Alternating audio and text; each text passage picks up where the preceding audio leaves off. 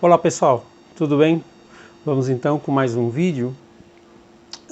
Antes eu gostaria de pedir a todos vocês, eu não tenho esse costume, na realidade eu sempre peço no final dos vídeos, mas gostaria de pedir a vocês aí que, gostando do vídeo, né, que pudessem compartilhar, deixassem aí o comentário de vocês, curtida, né, para ajudar na relevância do canal também, né. E então deixem aí os seus comentários, deixem a sua curtida, se puder compartilhar com alguém que tem interesse, né, do conteúdo, eu fico muito agradecido. Faz um tempo que eu venho já pensando, né, querendo fazer um vídeo sobre a poeta Cora Coralina, e chegou o momento. Então vamos lá. Cora Coralina, nascida Ana Lins dos Guimarães Peixoto Bretas, né? Filha de Francisco de Paula Lins dos Guimarães Peixoto, que foi um desembargador nomeado por D. Pedro II, e também da Dona Jacinta Luísa do Couto Brandão. Ana, ou Aninha, como ela era chamada, nasceu no dia 20 de agosto de 1889 e foi criada às margens do Rio Vermelho em uma casa que foi construída em meados do século XVIII. Então foi uma das primeiras edificações da antiga Vila Boa, cidade de Goiás. Seu pai, ele faleceu quando ela era muito criança ainda. Na realidade, ela mal tinha completado 2 meses de idade, de vida, e o pai dela acabou então vindo a falecer. E a falta do pai acabou marcando muito a Cora, né? Ela vai sentir falta do pai, e ele, de alguma forma, essa ausência, essa falta estará presente nos seus poemas também, né? Enfim, é algo que marcou para a vida toda. E com a morte do pai, a família começou a sofrer financeiramente. Então, né, já para adiantar, né, era uma família muito bem estabelecida, né, financeiramente, e o pai era o sustento da família, né, era o arrimo, né, financeiro. Então, com a morte dele, a família começou a empobrecer, né? Ela perdeu toda essa base econômica, essa base financeira de sustento. E a Aninha então ela teve uma infância nesse ambiente, né? Além de viver na pobreza, né? Com a falta do pai, né? Com o pouco dinheiro que a família conseguiu se manter, a Cora ela também sentiu um distanciamento da mãe, algo também que marcou muito a vida da poeta, né? A mãe dela foi ficando cada vez mais indiferente e fechada em si mesma. E ela também sofreu com a discriminação das irmãs e da falta de afeto dos demais adultos da família. Então, como os poemas, né, a obra da Cora tem esse teor bem pessoal, ela acaba descrevendo tudo isso, sobre a sua infância, sobre as relações de família e tudo mais. Ela, inclusive, um dos sonhos dela era se casar. Ela se achava feia e, conforme ia passando os anos, ela sentia ainda mais medo de não conseguir um casamento, né? Ela cursou somente as primeiras 4 séries do ensino fundamental na época, né? Então era assim, bem básico, com a professora mestra Silvina Ermelinda Xavier de Brito, que foi uma espécie de mestra mesmo, né? Deu toda uma orientação a ela, da qual a Cora sempre foi muito agradecida, né? E acabou tendo uma relação de amizade aí por algum tempo, né? Até pelo menos a morte da Silvina. Ainda muito jovem, a a Cora ela começou a escrever, isso por volta dos 14 anos que apareceram seus primeiros textos, né?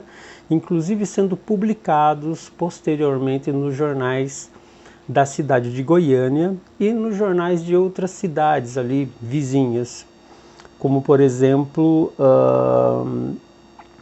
no semanário Folha do Sul da cidade de Bela Vista e nos periódicos de outras localidades também, como na revista A Informação Goiana do Rio de Janeiro. Então acabou tendo uma abrangência até maior, né, de outras localidades.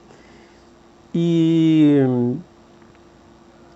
constam que os seus trabalhos, né, nesses periódicos goianos poderia ter surgido até antes, né, da data que por volta de 1917, que é o caso da crônica Tua Volta, A Tua Volta, que foi dedicada ao Luiz do Couto, querido poeta gentil das mulheres goianas, que foi estampada, né, no semanário Folha do Sul da cidade de Bela Vista no dia 10 de maio de 1906. Então,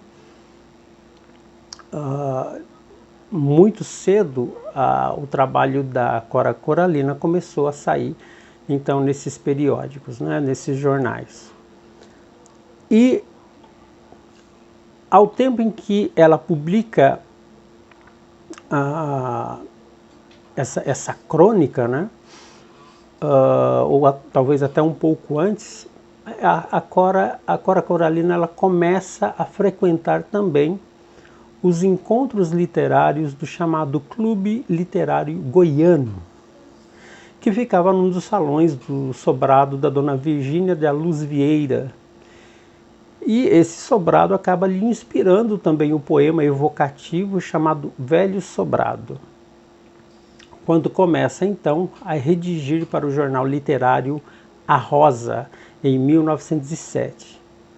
E publicou nessa fase, em 1910, o conto Tragédia na Roça. Então todo esse período, esse primeiro período da Cora Coralina, ela tem toda essa movimentação, toda essa atividade, né? essa produção e essa publicação em jornais e periódicos, né? Então, ela desde muito cedo já se relacionando com grupos, com pessoas voltadas à literatura, né? Em 1911, a poeta ela foi para o estado de São Paulo com o advogado Cantídio Tolentino de Figueiredo Bretas, que se tornou seu esposo, né? Ele exerceu o cargo de chefe de polícia, que equivalia, acho que na época, ao de secretário de segurança, né? E lá em São Paulo eles viveram durante 45 anos. Ela viveu durante 45 anos, né? Ele veio a falecer mais cedo, né? E ficaram inicialmente no município de Jaboticabal, onde nasceram os seus 6 filhos: Paraguaçu, Enéas, Cantídio, Jacinta, Ísis e Vicência. Porém, os filhos Ísis e Enéas morreram logo depois de nascer. Então, nessa cidade, em Jaboticabal, a Cora Coralina chegou a trabalhar com flores, chegou a comercializar flores, que ela sempre plantou e cultivou durante toda a sua vida. E em 1924, mudou-se para a cidade de São Paulo. Ao chegar à capital, ela teve de permanecer algumas semanas trancadas num hotel em frente à Estação da Luz, uma vez que os revolucionários de 1924 haviam parado a cidade. E com a morte do marido, né, ela passou então a vender livros ali na capital. Logo depois, ela acabou se mudando para Penápolis, no interior do estado, onde passou a produzir e a vender linguiça caseira e banha de porco. Depois ela mudou-se novamente, ela foi para Andradina, cidade que atualmente mantém uma casa da cultura com o seu nome, em homenagem, né, à Cora Coralina. E em 1956 ela retorna a Goiás. Então, depois do falecimento do marido, ela teve que tomar conta dos filhos, né, terminar a criação dos filhos, e ela teve uma série de atividades, de trabalhos para poder ter o sustento, o ganha-pão. Lembrando que ela era quase que uma semi-analfabeta, né? Ela tinha o básico apenas do ensino fundamental, né? Ela não tinha nenhum curso superior, nada além disso, né? E, no entanto, ela se tornou uma autodidata. Desde muito cedo, né, desde da adolescência, sempre leu muito, sempre uma leitora muito perspicaz, leitura de jornais, inclusive, né? Então ela se tornou essa autodidata. E quando ela completou 50 anos, ela relata ter passado por uma profunda transformação interior, a qual definiria mais tarde como a perda do medo. Então, nessa fase, ela deixou de atender pelo nome de batismo e assumiu definitivamente o pseudônimo Cora Coralina. Então, antes disso, ela era chamada, né, ela mesma, pelo nome de Ana, de Aninha. E então depois, ao completar, a partir dos 50 anos, ela começa a assumir então esse pseudônimo que na realidade ela havia escolhido para ela já há muitos anos antes, né? Mas ela é como se tornasse oficial, né? É como se ela assumisse de vez o pseudônimo. Cora de coração, né? E coralina, que é uma alga, aludindo à cor vermelha, né? Em homenagem ao Rio Vermelho também, rio que ela manteve uma ligação íntima até o fim da sua vida.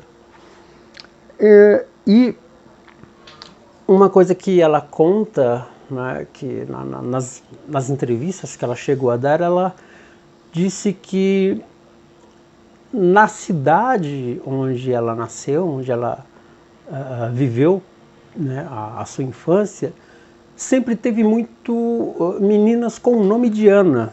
Então ela não queria ser confundida lá no futuro, né, por conta do nome muito parecido com as outras Anas. Ela não queria ser apenas mais uma Ana. Então também por isso ela adotou um pseudônimo que assim que ela começou a escrever, né, na adolescência, ela já estava pensando nisso, né? Como é que vão se lembrar de mim, né? Eu sou apenas uma Ana entre tantas outras. Enfim, mas depois então, já na maturidade, ela resolve fazer desse pseudônimo uma coisa mais oficial. Ela assumiu de vez como o seu primeiro nome, né? Bom, então durante esses anos, a Cora ela não deixou de escrever poemas relacionados com a sua história pessoal, com a cidade onde ela nasceu, né, com o ambiente em que ela fora criada. E, inclusive, ela chegou a gravar na época, né, um LP, um long play, declamando alguma de suas poesias, né? Foi lançado pela gravadora Paulinas Comep. O disco ele ainda pode ser encontrado, eu não sei, nas minhas pesquisas eu ainda não achei, mas houve a versão em CD, no formato de CD desse disco. Bom, a Cora Coralina ela foi uma mulher ativa e à frente do seu tempo. Ela defendia os seus ideais, só que erroneamente chamada de feminista. Eu vejo isso como um grande problema, tá? E não só ela, há outros casos aí em que por estudiosos da obra, por pessoas de modo geral que falam sobre determinadas personalidades, no caso aqui da Cora Coralina, eu inclusive cheguei a ouvir, né, de pessoas falando que ela tinha um lado feminista, que ela era feminista, mas muito ao contrário, né? A Cora, ela tinha um perfil bem mais conservador, né? E ela fala, por exemplo, sobre o casamento em uma entrevista gravada no dia 10 de junho de 1980, em que ela diz o seguinte, abre aspas: "O casamento é uma garantia para os filhos e para a família, o alicerce aceito pela sociedade no passado e no presente. Por que a fuga dele? Me perguntam, o que a senhora acha do casamento? E eu digo, a melhor coisa da vida. Acredito que a grande felicidade da mulher ainda é realizada através do casamento e da maternidade. E isto vai para o futuro." Fecha aspas. Ainda que o seu marido a proibisse de publicar seus livros, né, na época em que eles viveram juntos, o desejo de se casar surgiu, como eu disse, muito cedo na vida da então Aninha, né? A Aninha tinha esse desejo, né, de encontrar o marido. E, como eu falei, tinha também o medo de não conseguir, né, por conta de que ela se achava feia, estranha, esquisita, enfim. Mas ao encontrar o homem que ela amava, fugiu com ele de sua cidade, pois a família, inclusive a mãe da Cora, da Cora Coralina, era contra, né? Já que Cantídio vinha de um casamento, o que era na época um tabu, né? Um grande tabu, né? Então, a Cora, ela planejou a fuga dos dois da cidade e eles acabaram deixando então Goiás na calada da noite e viajaram durante 14 dias a cavalo até Araguari, onde pegaram um trem para São Paulo, né? E foi com ele, com o Cantídio, que ela fez a sua família, com quem teve filhos, né? Sendo ele foi o companheiro dela até a morte, né? No ano de 1934, então quando ele veio a falecer. Mas a Cora, ela pagou um preço alto por isso, né? A sua má reputação perdurou até a sua volta a Goiás e acabou acompanhando até o final da sua vida, né? Pelo menos ali na cidade de Goiás, né? Ali na região onde ela nasceu e viveu. Então, em sua poesia, a Cora, ela também exalta a maternidade, né? Em um dos seus versos, a poeta adverte: "Mulher, não te deixes castrar, serás um animal somente de prazer."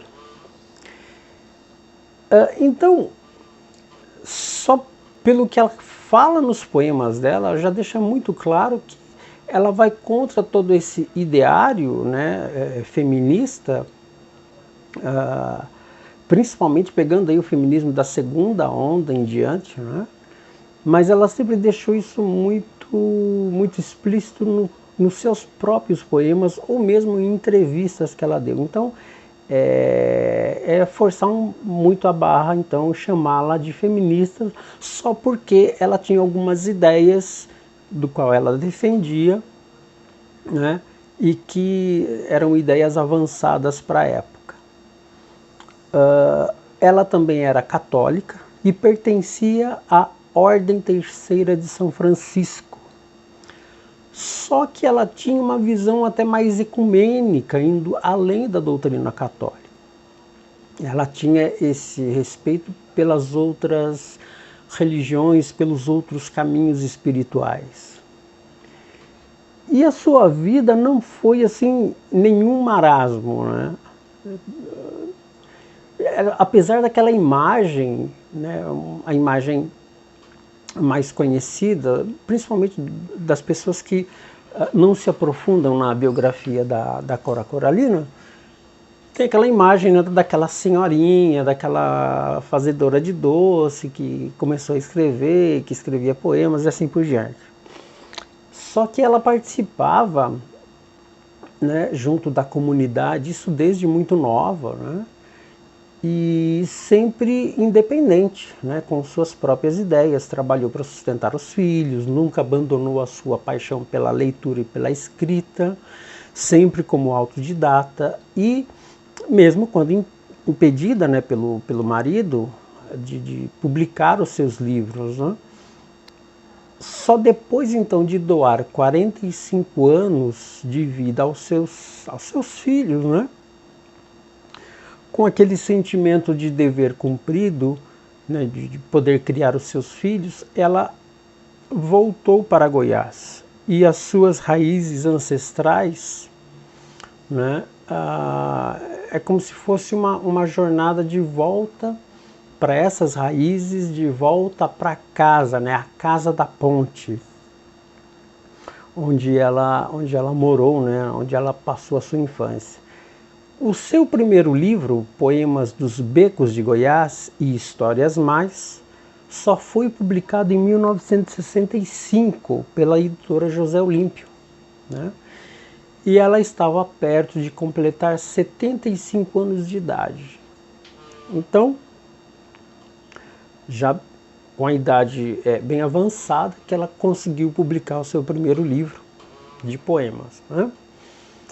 E pode-se discutir hoje se Cora, se ela pertenceu à geração de 60, né, que uma geração assim, muito heterogênea, né?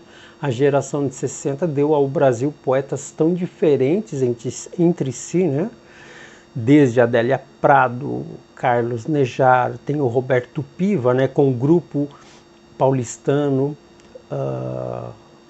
Cláudio Willer, Rodrigo Derraro, entre outros, Aurílios Fontela e uma série de outros poetas que surgiram, né, que fazem parte da geração de 60. Porém, a Cora ela atravessou a década de 70, passando que ilesa, né, pela chamada poesia marginal da época, e voltando a publicar somente em 1976, que seria então seu segundo livro, né, chamado Meu Livro de Cordel, pela Livraria e Editora Cultura Goiana.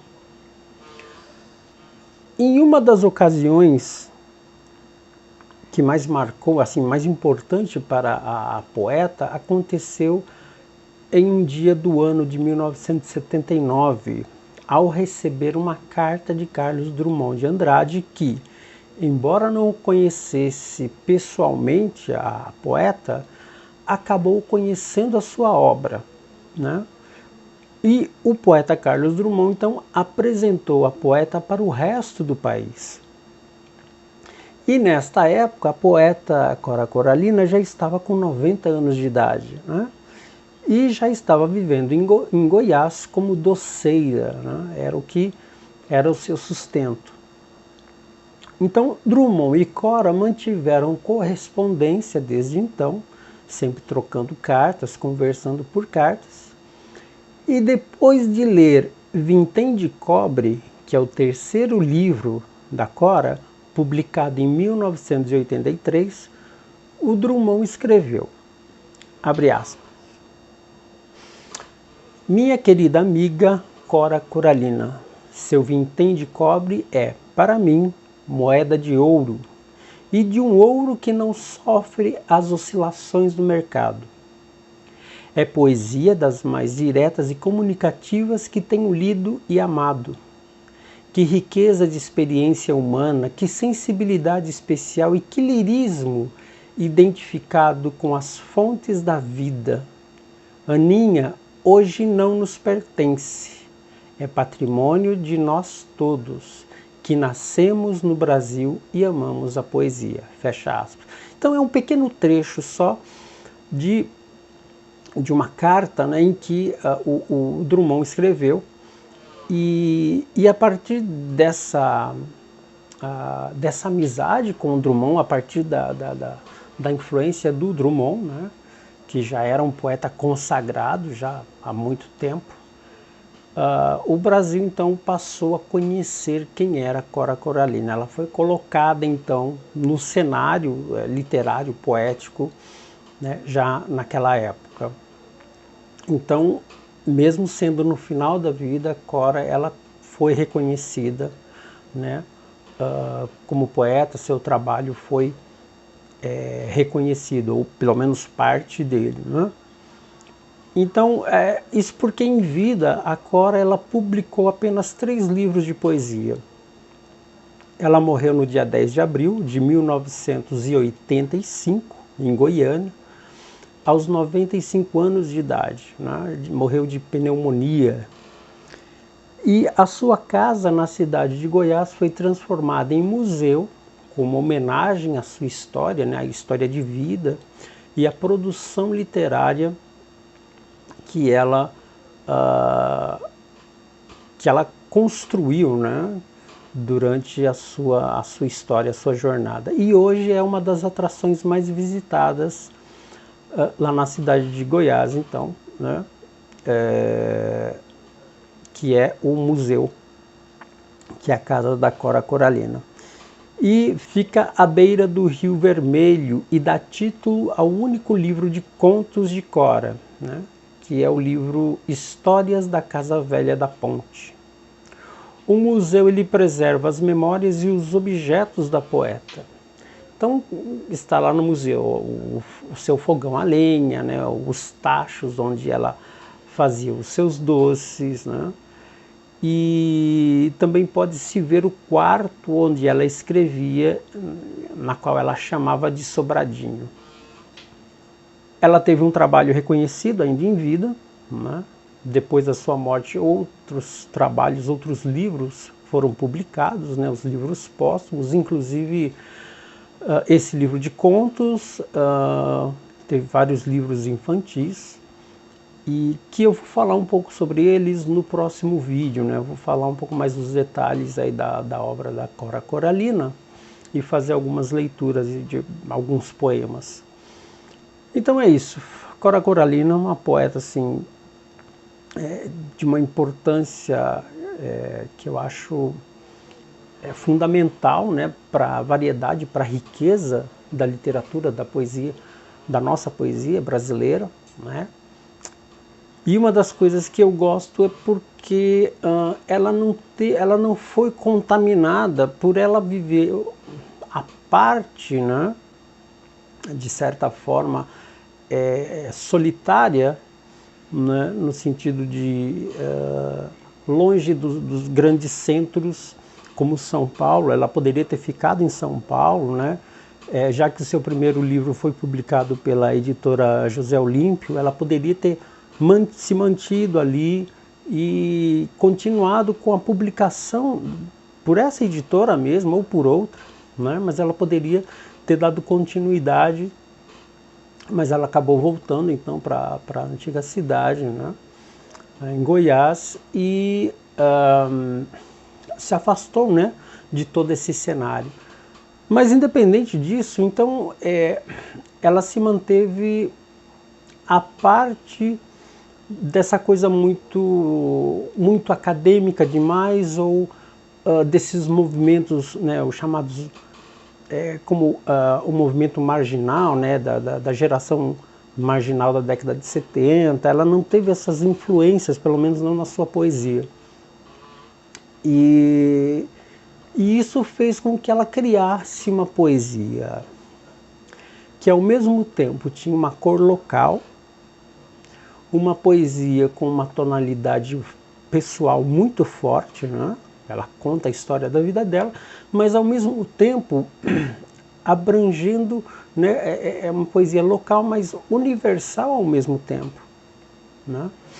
E eu acredito que esse é um dos pontos que fez com que ela se identificasse, com que o público se identificasse com a sua obra. Uma mulher que teve uma história de vida que é fascinante, né? Uma mulher forte, firme, decidida, uma mulher que